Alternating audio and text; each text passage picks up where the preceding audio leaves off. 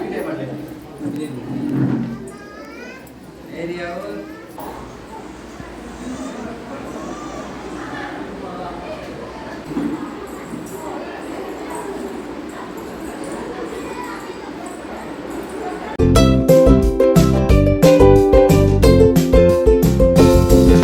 Hello ನಮಸ್ತೆ, welcome back to Vidya vlog. ಇವತ್ತಂತೂ ನನ್ನ ಮಗಳಿಗೆ ವ್ಯಾಕ್ಸಿನೇಷನ್ ಇತ್ತು. ಅವಳು ಹುಟ್ಟಿ 45 ಡೇಸ್ ಆದ್ಮೇಲೆ ಈ ವ್ಯಾಕ್ಸಿನೇಷನ್ ನ ಹಾಕಿಸ್ಕೊತಾ ಇದ್ದೀನಿ. ನಮ್ಮೂರ್ ಗವರ್ಮೆಂಟ್ ಹಾಸ್ಪಿಟಲ್ ಅಲ್ಲಿ ಗುರುವಾರ ಮಕ್ಕಳಿಗೆ ವ್ಯಾಕ್ಸಿನೇಷನ್ ಮಾಡ್ತಾರೆ. ಸೊ ಹಾಗಾಗಿ ನಾನು ನಮ್ಮಮ್ಮ ಇವತ್ತು ವ್ಯಾಕ್ಸಿನೇಷನ್ ಮಾಡ್ಸೋಣ ಅಂತ ಹೇಳಿ ನಮ್ಮೂರ್ ಗವರ್ಮೆಂಟ್ ಹಾಸ್ಪಿಟ್ಲಿಗೆ ಪಾಪುನ್ ಕರ್ಕೊಂಡು ಹೋಗಿದ್ವಿ.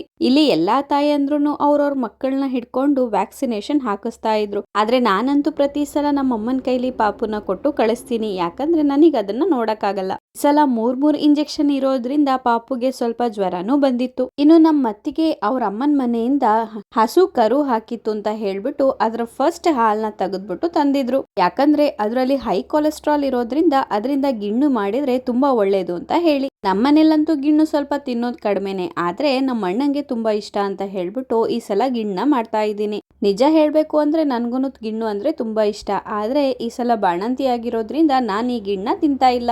ಬಾಣಂತಿಲಿ ಗಿಣ್ಣು ತಿನ್ನೋದ್ರಿಂದ ಎದೆ ಹಾಲು ಸ್ವಲ್ಪ ಕಡಿಮೆ ಆಗುತ್ತೆ ಅಂತ ಹೇಳ್ತಾರೆ. ಸೊ ಹಾಗಾಗಿ ಯಾಕೆ ಸುಮ್ಮನೆ ರಿಸ್ಕ್ ತಗೊಳ್ಳೋದು ಅಂತ ಹೇಳ್ಬಿಟ್ಟು ನಾನು ಈ ಗಿಣ್ಣ ತಿಂತಾ ಇಲ್ಲ. ಗಿಣ್ಣು ಆರೋಗ್ಯಕ್ಕೆ ಒಳ್ಳೇದೇ, ಆದ್ರೆ ತುಂಬಾ ಹೀಟ್ ಆಗಿರೋದ್ರಿಂದ ನಮ್ಮ ದಕ್ಷಿಣ ಕನ್ನಡದಲ್ಲಿ ಇದನ್ನ ಸ್ವಲ್ಪ ಕಡಿಮೆನೆ ಉಪಯೋಗಿಸ್ತಾರೆ. ಆದ್ರೆ ನಮ್ಮ ಹಾಸನ್ ಕಡೆ ಅಂತೂ ಗಿಣ್ಣು ಅಂದ್ರೆ ತುಂಬಾನೇ ಇಷ್ಟ ಎಲ್ಲಾರ್ಗುನು. ಒಂದ್ ರೊಟ್ಟಿ ಮಾಡ್ಬಿಟ್ಟು ಅದ್ರ ಜೊತೆಗೆ ಗಿಣ್ಣು ತಿನ್ನೋದಂದ್ರೆ ಎಲ್ಲರಿಗೂ ಇಷ್ಟ ಇರುತ್ತೆ. ಮತ್ತೆ ಮನೆಯಲ್ಲಿ ರಾತ್ರಿನೇ ಗಿಣ್ಣನ ಕಾಯಿಸ್ಬಿಟ್ಟು ಬೆಳಗ್ಗೆ ತನಕ ಆರೋದಕ್ ಬಿಡ್ತಾರೆ. ಅದಾದ್ಮೇಲೆ ಬೆಳಗ್ಗೆಗೆ ರೊಟ್ಟಿ ಮಾಡಿ ಅದ್ರ ಜೊತೆಗೆ 1 ಬಟ್ಲಷ್ಟು ಗಿಣ್ಣನ ತಿಂತಾರೆ. ನನ್ನ ಹಸ್ಬೆಂಡ್ಗೂ ಅಷ್ಟೇ ಗಿಣ್ಣು ಅಂದ್ರೆ ತುಂಬಾನೇ ಇಷ್ಟ. ಅವ್ರು ತಿನ್ನೋ ಸ್ವೀಟ್ ಗಳಲ್ಲಿ ಇದೊಂದೇ ಜಾಸ್ತಿ ತಿನ್ನೋದು ಅವರು. ನನ್ಗಂತೂ ಮದ್ವೆ ಆಗಿರೋ ಹೊಸದ್ರಲ್ಲಿ ಈ ಗಿಣ್ಣು ಅಂದ್ರೆ ಚೂರು ಇಷ್ಟ ಇರ್ಲಿಲ್ಲ. ಅದಾದ್ಮೇಲೆ ನಮ್ಮ ಅತ್ತೆ ಅಭ್ಯಾಸ ಮಾಡಿಸಿ ನನಗೂ ಈಗ ಫೇವ್ರೇಟ್ ಆಗೋಗಿದೆ. ಈ ಗಿಣ್ಣು ಮಾಡ್ತಾ ಇದ್ದಾಗ ಬಾಯಲ್ಲಿ ನೀರ್ ಬಂದ್ರೂ ನಾನು ಈ ಸಲ ತಿನ್ನಂಗಿಲ್ಲ. ಎಲ್ಲಾದ್ರೂ ತಿಂದು ಪಾಪುಗ್ ಹಾಲು ಕಡಿಮೆ ಆದ್ರೆ ಅಂತ ಹೇಳ್ಬಿಟ್ಟು ತುಂಬಾ ಟೆನ್ಷನ್ ಆಗುತ್ತೆ. ಹೇಗೂ ಬಾಣಂತನ ಆದ್ಮೇಲೆ ಆರಾಮಾಗಿ ತಿನ್ಬೋದಲ್ಲ ಅಂತ ಹೇಳ್ಬಿಟ್ಟು ಇನ್ನೊಂದ್ ಕಡೆ ಯೋಚನೆನೂ ಆಗುತ್ತೆ. ಈ ಗಿಣ್ಣಿನ ರೆಸಿಪಿ ಬೇಕು ಅಂತಾದ್ರೆ ನಂದೇ ಚಾನಲ್ ಅಲ್ಲಿ ನಾನು ಶಾರ್ಟ್ ವಿಡಿಯೋ ಮಾಡಿ ಹಾಕಿದ್ದೀನಿ. ಗಿಣ್ಣು ಮಾಡೋದು ಅಷ್ಟೇ, ಜಾಸ್ತಿ ಏನು ಪ್ರೊಸೆಸಿಂಗ್ ಇಲ್ಲ, ಸಿಂಪಲ್ ಆಗಿ 10 ನಿಮಿಷದಲ್ಲಿ ಆಗೋ ರೆಸಿಪಿ ಅಂದ್ರೆ ಇದೆ.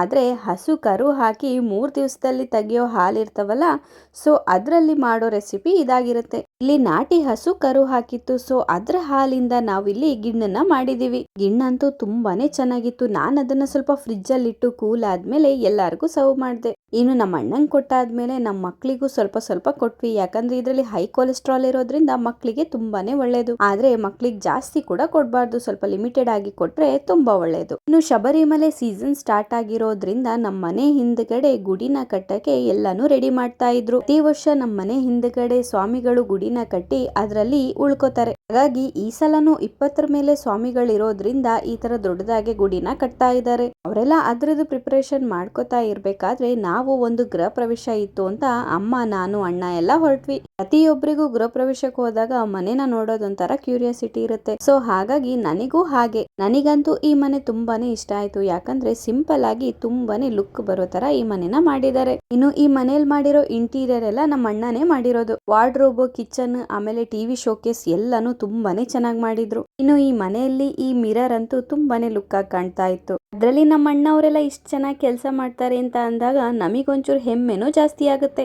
3 ಜನ ಅಣ್ಣಂದ್ರು ಅಷ್ಟೇ, ಯಾವ್ದಾದ್ರು ಕೆಲಸ ಇದ್ರೆ ಅದನ್ನ ತುಂಬಾ ಪರ್ಫೆಕ್ಟ್ ಆಗಿ ಮಾಡ್ತಾರೆ. ಇನ್ನು ನಿಮಗೂ ಈ ತರ ಇಂಟೀರಿಯರ್ ವರ್ಕ್ಸ್ ಮಾಡಿಸ್ಬೇಕು ಅಂತ ಆದ್ರೆ ನನಗೆ ಕಮೆಂಟ್ ಮುಖಾಂತರ ತಿಳಿಸಿ, ಅವ್ರ ಡೀಟೇಲ್ಸ್ ನಾನು ನಿಮಗೆ ಸೆಂಡ್ ಮಾಡ್ತೀನಿ. ಈ ಮನೆಯಲ್ಲಂತೂ ವಾರ್ಡ್ರೋಬ್, ಕಿಚನ್ ಇವಿಷ್ಟೇ ಅಲ್ಲದೆ ಕಿಟಕಿ ಡೋರ್ಸ್, ಬಾತ್ರೂಮ್ ಡೋರ್ಸ್ ಇವೆಲ್ಲ ನಮ್ಮ ಅಣ್ಣನೇ ಮಾಡಿರೋದು. ಈಗಂತೂ ವುಡ್ ವರ್ಕ್ ಗಿಂತ ಅಲ್ಯೂಮಿನಿಯಂ ವರ್ಕ್ ತುಂಬಾನೇ ಬೆಟರ್. ಒಂದ್ ವೇಳೆ ವೇಸ್ಟ್ ಆದ್ರೂನು ಅದಕ್ಕೆ ಇಷ್ಟು ಅಂತ ಅಮೌಂಟ್ ಸಿಗುತ್ತೆ. ಆದ್ರೆ ವುಡ್ ಒಂದ್ಸಲ ವೇಸ್ಟ್ ಆದ್ರೆ ಅದು ವೇಸ್ಟ್. ಇನ್ನು ಇವ್ರ ಪ್ರೊಫೈಲ್ ನ ಡೀಟೇಲ್ ಆಗಿ ನೋಡ್ಬೇಕು ಅಂತ ಆದ್ರೆ ಯೂಟ್ಯೂಬ್ ಅಲ್ಲಿ ಇವ್ರದೇ ಚಾನಲ್ ಇದೆ. ಸೊ ಯಾರಿಗಾದ್ರೂ ಕಾಂಟ್ಯಾಕ್ಟ್ ಬೇಕಾದ್ರೆ ನನಗೆ ಕಮೆಂಟ್ ಮುಖಾಂತರ ತಿಳಿಸಿ. ಇನ್ನು ಇಲ್ಲಿ ಹೋದ್ಮೇಲೆ ಊಟ ಅಂತೂ ತುಂಬಾನೇ ಚೆನ್ನಾಗಿತ್ತು. ಫಂಕ್ಷನ್ ಅಲ್ಲಿ ಮೇನ್ ಅಟ್ರಾಕ್ಷನ್ ಏನು ಅಂದ್ರೆ ಊಟ ಚೆನ್ನಾಗಿತ್ತು ಅಂದ್ರೆ ಎಲ್ಲಾ ಫಂಕ್ಷನ್ ತುಂಬಾನೇ ಚೆನ್ನಾಗಿತ್ತು ಅಂತಲೇ ಅರ್ಥ. ಇನ್ನು ಈ ಮನೆಯಲ್ಲಿ ನನಗಂತೂ ತುಂಬಾ ಅಂದ್ರೆ ತುಂಬಾ ಇಷ್ಟ ಆಗಿದ್ದು ಈ ಇಂಟೀರಿಯರ್. ಇದು ವಿಡಿಯೋದಲ್ಲಿ ಈ ತರ ಲುಕ್ ಇದ್ರೂ ರಿಯಲ್ ಆಗಿ ನೋಡಕ್ಕೆ ತುಂಬಾನೇ ಚೆನ್ನಾಗಿತ್ತು. ಅದಲ್ದೆ ಬಂದವರೆಲ್ಲ ನಮ್ಮ ಅಣ್ಣನ್ ಡೀಟೇಲ್ಸ್ ಎಲ್ಲ ತಗೊಂಡ್ ಹೋದ್ರು. ಯಾರಿಗಾದ್ರೂ ಅಷ್ಟೇ ಅವ್ರ ಅಣ್ಣಂದ್ರನ್ನ ಅವ್ರ ಫ್ಯಾಮಿಲಿನ ಹೊಗಳಿದ್ರೆ ಯಾರಿಗ್ ತಾನೇ ಇಷ್ಟ ಆಗಲ್ಲ ಹೇಳಿ. ಸೊ